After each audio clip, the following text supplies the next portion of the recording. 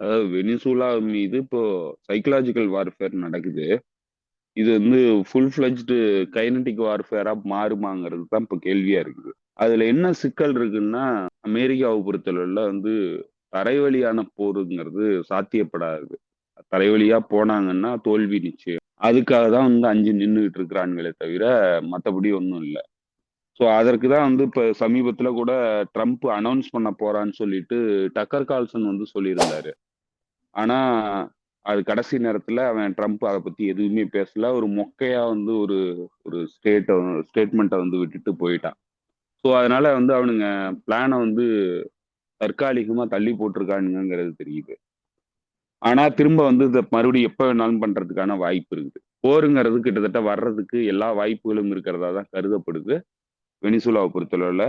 ஆனா அந்த போருங்கிறது வெறும் வான் தாக்குதலா தான் வந்து மேக்ஸிமம் இருக்கிறதுக்கு வாய்ப்பு இருக்கு. கிரவுண்ட் இன்வேஷன்ங்கிறது பண்ணாங்கன்னாக்க, கண்டிப்பா வந்து மிகப்பெரிய குவாக்மயர்ல அமெரிக்கன் ஆர்மி வந்து சிக்கிறதுக்கு எல்லா வாய்ப்பும் இருக்கு. ஏற்கனவே வந்து கியூபாக்குள்ள போயி அமெரிக்கன் ஸ்பெஷல் ஃபோர்ஸஸ் மாட்டுன மாதிரி தான் இங்கேயும் வந்து நிலைமை வந்து இருக்கு.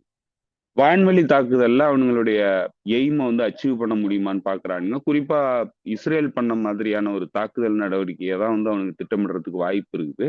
அப்படி பண்ணானுங்கன்னாக்க கவர்மெண்ட் வந்து விழுமா? அப்படிங்கிறது தான் இப்ப அவனுங்களுடைய திட்டமா இருக்குதே தவிர, அது நடக்குமான்னு தெரியல. ஏன்னா, ரொம்ப கேர்ஃபுல்லா தான் வெனிசூலன் அரசாங்கம் வந்து இருக்குது. அவ்வளோ கேர்லெஸ்ஸாலாம் இல்ல. 2வது வெனிசூலன் இன்டெலிஜென்ஸ் அமைப்புகளும் ரொம்ப வலுவானதா தான் இருக்குது. அவங்க எல்லா இன்ஃபர்மேஷனும் கேதர் பண்ணிட்டு தான் இருக்கிறாங்க. ஸோ அதனால இதுல அவங்க தோல்வி அடைவாங்களா? அப்படிங்கிறது தெரியல. ஒருவேளை தோல்வி அடைஞ்சா கூட இவங்க நெனைச்சத சாதிச்சுக்க முடியுமா? அப்படிங்கிறதும் தெரியல. அதெல்லாம் எல்லாமே கேள்வியானதா தான் இருக்கு. ஆனா அது அப்படியே போகும்னு நம்மளால சொல்ல முடியாது. குறிப்பா மார்க்கோ ரூபியோ போன்ற தீவிர கம்யூனிஸ்ட் எதிர்ப்பாளன் வந்து இன்னைக்கு ஃபாரின் பாலிசிய வந்து ஹேண்டில் பண்றதுனால, கண்டிப்பா வந்து போர வந்து அவன் திணிக்கிறத தவிர்க்க முடியாது.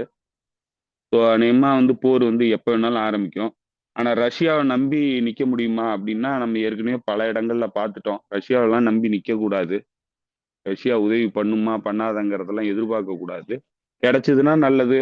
கிடைக்கலனாலும் நம்ம வந்து நம்மள தற்காத்துக்கிறதுக்கான பணியில வந்து ஈடுபட்டுக்கிறது மட்டுமே நமக்கு இருக்கிற வழி. அதுதான் இன்னைக்கு காசா தெளிவுபடுத்துது. அதுதான் ஈரானுடைய பிரச்சனை தெளிவுபடுத்துது. அதுதான் ஹெஸ்புல்லாவுடைய பிரச்சனையும் தெளிவுபடுத்துது. ஸோ அதனால யாரையும் நம்பிலாம் நிக்கக்கூடாது. நம்மளா நின்னுக்கணும். அவ்வளவுதான். மக்கள் வந்து எதிர்த்து நின்னு சண்டை போடுறதுக்கு தயாரா இருந்தா மட்டும் தான் இந்த உலகத்துல வாழ முடியும்.